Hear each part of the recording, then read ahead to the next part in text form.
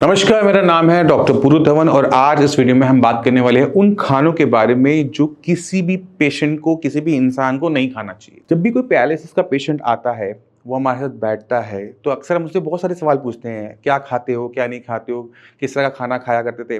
तो कभी-कभार हम ये नोटिस करते हैं कि कुछ पेशेंट्स में हमें पैरालिसिस ज़्यादा देखने को मिलता है, जिनकी फूड हैबिट्स खराब होती हैं और उनमें सबसे ऊपर आता है वो है मटन यानी रेड मीट का कंज़म्पशन। अक्सर हम देखते हैं कि अगर किसी के घर में बहुत ज़्यादा पार्टी हो रही है, मटन बहुत ज़्यादा बन रहा है, रेड मीट बहुत ज़्यादा बन रहा है, उसकी कंज़म्पशन बैक टू बैक बहुत ज़्यादा हो गई, ऐसे पेशेंट में स्ट्रोक ज़्यादा देखने को मिलता है। इसके पीछे 2 कारण हैं। जितना भी रेड मीट है, उसके अंदर एक तो कोलेस्ट्रॉल की मात्रा ज़्यादा होती है, साथ में उसमें इन्फ्लेमेशन पैदा करने वाले टीमाऊ ज़्यादा होता है। ये जो टीमाऊ है और ये जो कोलेस्ट्रॉल है, ये जब बॉडी में बढ़ता है, तो क्लॉट बनने के जो चांसेस हैं, वो हाई हो जाते हैं और इसी वजह से जब हम कंटिन्यूअसली बैक टू बैक हम मटन का कंजम्पशन कर लेते हैं, तो हमें पैरालिसिस के पेशेंट देखने को मिल जाते हैं। ये पहली चीज़ है जिसका ध्यान रखना है और अगर आप अपने आप को हेल्दी रखना चाहते हो, पैरालिसिस से बचना चाहते हो, तो मटन को छोड़ दो।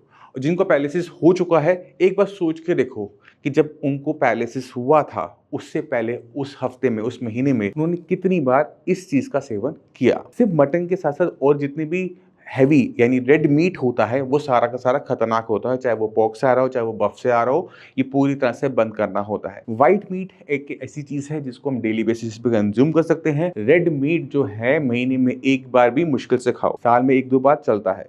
बट अगर हम उसे कंटिन्यूअसली खाएँगे, तो हमें ना सिर्फ पैरालिसिस की दिक्कत हो सकती है, बट हाई बीपी की भी दिक्कत देखने को मिल सकती है, कोलेस्ट्रॉल की दिक्कत भी देखने को मिल सकती है। अक्सर पेशेंट को लगता है कि वो बहुत पतले से हैं, उनकी बॉडी में कोलेस्ट्रॉल तो होगा ही नहीं, बट ऐसा नहीं होता। आप पतले-मोटे कुछ भी हो सकते हो, कोलेस्ट्रॉल का पतले-मोटे होने से कोई लेना-देना नहीं होता। तो ये फैक्ट भी अपना क्लियर कर लो। अब चलते हैं दूसरी सबसे इंपॉर्टेंट चीज़ के ऊपर, वो है कचौड़ियाँ। जितने भी दिल्ली वाले हैं, लखनऊ वाले हैं, उनसे हम ज़रूर पूछते हैं, जो वेजिटेरियन होते हैं, कि आपने कितनी कचौड़ियाँ खाते थे? आप मानोगे नहीं, आधे लोग उसमें बोलते हैं कि सर हाँ, ये तो कचौड़ी पूड़ी के बिना रहते ही नहीं थे। तो कचौड़ी पूड़ी के अंदर क्या जा रहा है? वो जा रहा है फैट। जब हम इसका कंज़म्पशन ज़रूरत से ज़्यादा कर रहे होते हैं, रोज़ ब्रेकफ़ास्ट में कचौड़ियाँ खा रहे होते हैं बाहर से, तो हम क्या देखते हैं कि पेशेंट की जो बॉडी है, वो वेट गेन करना स्टार्ट करती है, कोलेस्ट्रॉल की मात्रा ज़्यादा होनी शुरू हो जाती है। वो कोलेस्ट्रॉल जो है, वो आपकी आर्टरीज़ में जम रहा होता है, हार्ट की आपके इश्यूज़ बनने शुरू होते हैं। अगर हार्ट का इश्यू ना बने, वो जो इकट्ठा हुआ है, वो फ्री हो जाए, तो वो आपके ब्रेन में जाकर क्लॉट को पैदा कर आपको पैरालिसिस दे सकता है या फिर आपका बीपी बढ़ाकर ब्रेन हैमरेज दे सकता है। तो आपने ध्यान क्या रखना है कि ये जो कचौड़ियाँ, पूड़ियाँ है ना, ये फंक्शंस के लिए छोड़ दो। रोज़ नाश्ते में मत खाओ, क्योंकि अगर इसे रोज़ खाओगे,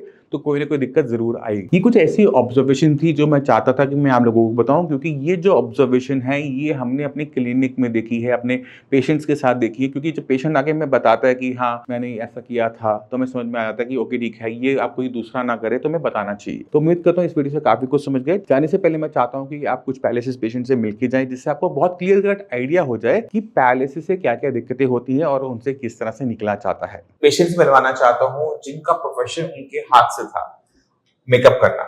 वो टीवीसी में आपने बहुत सारी एड्स भी देखी होंगी, तो एड्स में जो एक्टर और एक्ट्रेस होते हैं, तो वो मेकअप कैरी करते हैं और उन मेकअप को करने वाले जो आर्टिस्ट होते हैं, वो रेणु जैसे होते हैं। तो रेणु जी का जो काम रहा, वो मेकअप का रहा। 2.5 साल पहले उनको पैरालिसिस हुआ और राइट साइड का पैरालिसिस था। चलते हैं रेणु जी के पास और जानते हैं 2.5 साल का जो उनका सफर था या लकवे से जो उनकी फाइट थी, वो कैसे रही। तो रेणु जी, आपका बहुत बहुत स्वागत है हमारे साथ दोबारा से। हम एक वीडियो पहले भी आपके साथ बना चुके हैं, है ना। तो अभी हमें को पता लगा कि आपने अभी एक मेकअप दोबारा से शुरू किया है। हाँ, कैसा लगा आपको? बहुत अच्छा लगा, ये मेरा पैशन है। बहुत पसंद है मुझे। अच्छा, तो ये जो आप दोबारा से अपने हाथ में फंक्शन पाते हो, ब्रश पकड़ के, कॉन्फिडेंस लगा होगा अच्छा सा। वो सब मुझे बहुत पसंद है, बहुत ही कलर मुझे बहुत पसंद है, कलर्स पसंद है, बहुत ज्यादा। ठीक है। तो कहाँ रहते हैं आप? लाडू से लाडो से रहते हैं। और ये भी जो आप मेकअप वाले काम में कब से हैं?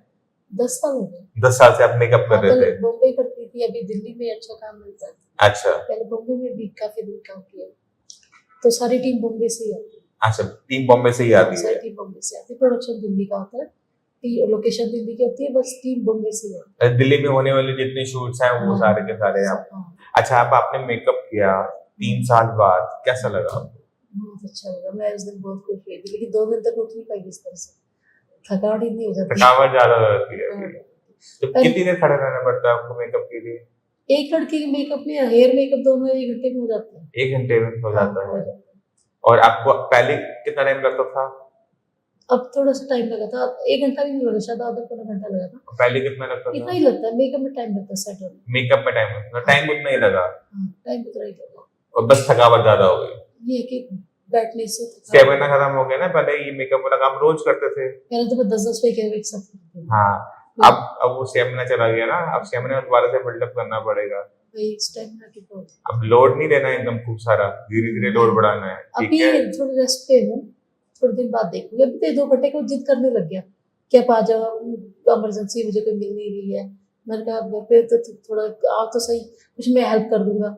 बोल भी रहा था मैं हेल्प करूंगा ना, मैं खुद कर लूंगी। वो और काम तो वैसे- जो अनाड़ी होता है वो हेल्प करे तो काम खराब करने वाली बात हो हाँ, जाती है। वही वही देखो, सामान की वैनिटी वो लेके आया था।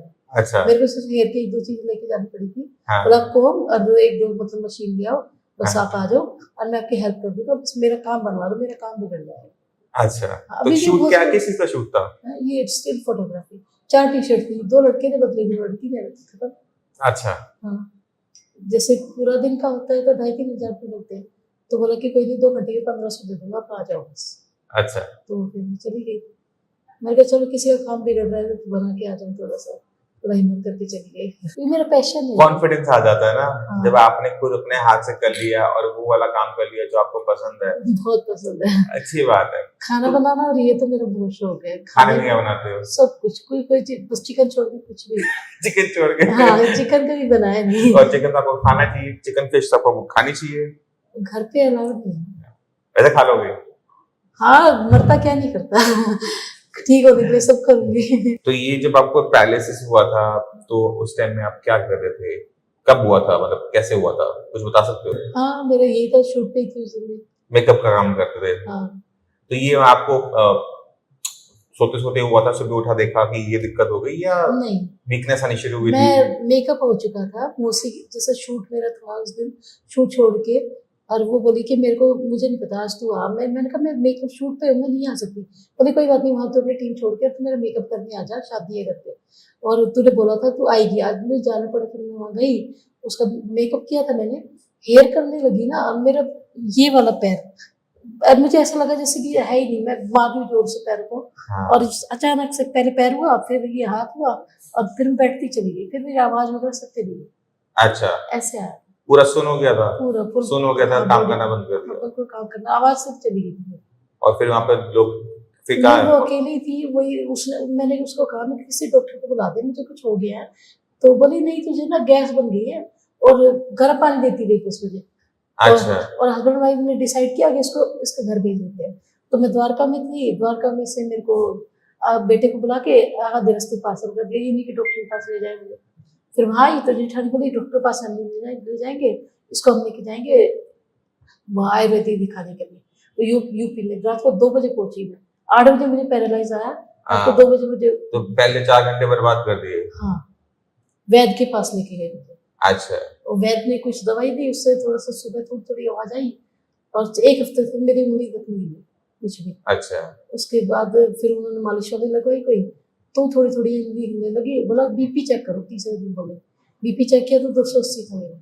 तो बीपी हाई रहा होगा तभी आपको रहा होगा? मेरा बीपी हाई रहता। तो बीपी की मेडिसिन नहीं खाते थे? मेडिसिन छोड़ दी थी मैंने, वही गलती की थी। हाँ, ठीक है। अब जब आपकी, अब कितना टाइम हो गया है यहाँ से ट्रीटमेंट लेते हुए श्रेयास से? 5 महीने हो गए, 6ठा महीना। ये 6ठा महीना है। और 5 महीने पहले क्या कंडीशन रही आपकी? पहले तो मैं चल ही नहीं पाती थी। जब मैं आई थी आपके पास पहली बार, मैं रोई थी कितना, क्या मुझे ठीक कर दो मेरे को। मेरा तो वो वीडियो नहीं, मैंने वीडियो होती है वो दिखाता हूँ आपको। सही कह रहे हो आप, उस टाइम तो मुझे वो याद है, वो तो जब आप कह रहे थे कि घर वालों ने मना कर दिया था। हाँ, मम्मी तो ये बोलती थी कभी ठीक ही नहीं होगी, तो हाँ। पैसे खराब कर दिए। हाँ। इलाज तो बहुत कराया मैंने, आराम कैसे नहीं लगा, यहीं से लगा। चलो एक बार हाथ उठा के दिखाओ। हाथ तो पूरा, उंगलियां बंद करो, खोलो। हाथ में कोई दिक्कत नहीं, हाथ तो पूरा ठीक हो गया। फेस भी पूरा ठीक हो गया। हाँ। हाथ तो जितना मर्जी कर सकते हैं। तो बाकी जो पैरालिसिस के पेशेंट है उनको क्या कहना चाहोगे? यही कि अच्छा ट्रीटमेंट है, आपको लेना चाहिए, बहुत अच्छा। मतलब कि आज मैं दोबारा से अपने शूट पे गई तो मुझे अच्छा लगा, बहुत अच्छा। तो आपने क्या निराश नहीं होना चाहिए बस। हाँ, निराश नहीं होना चाहिए। और एक चीज बहुत सीखने वाली ये है कि कभी भी आपकी जो मेडिसिन होती है बीपी की, चाहे आप आयुर्वेदिक खाओ चाहे आप एलोपैथिक खाओ, बट अपनी बीपी को कंट्रोल में करके रखो किसी भी कीमत पे। अगर किसी भी कारण से आपका बीपी बढ़ता है तो बीपी की वजह से ब्लड के अंदर ब्लीडिंग, ब्रेन के अंदर ब्लीडिंग हो जाती है, जिसे हम हेमरेजिक ब्रेन स्ट्रोक भी कहते हैं। और जैसे ब्रेन के अंदर ब्लड स्पिल होगा, ब्रेन को डैमेज होगा और हमें लकवा देखने को मिलता है। तो मैं उम्मीद करता हूँ कि इस वीडियो से आपने 2 चीजें सीखी कि ठीक कैसे होना है और बीमार कैसे नहीं होना है। तो मैं उम्मीद करता हूँ फिर भी माइंड में कोई भी डाउट हो, कुछ भी पूछ सकते हो, मोस्ट वेलकम, आप आके मिल सकते हो। इसी के साथ चलने की आगे चाहेंगे, मिलते हैं अगली वीडियो में, तब तक के लिए नमस्कार।